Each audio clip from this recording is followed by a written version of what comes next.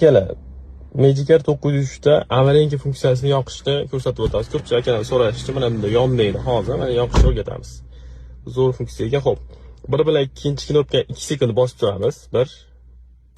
Signal bergandan keyin 4-knopkaga 2 marta bosamiz. 2 marta bosganimizdan keyin signal beradi. 2 marta kutamiz. Xo'p, ikkita signal berdi. Endi ikkinchi knopkaga bitta bosib qo'yib olamiz. Eshigimiz yopiq hozir. Mana akalar, hozir eshikni ochamiz. Mana. Ishladi. Endi buni o'chirish uchun birinchi bilan ikkinchi knopkani qaytarib bosib turamiz. Bosib turganimizga 4-knopkaga 2 marta bosamiz. 1 2. 2 marta bosganimizda ikkita signal beradi.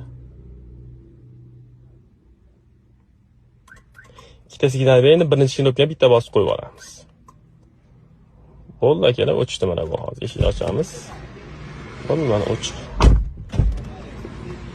Yonmaydi. Akalar, sog' bo'lasizlar.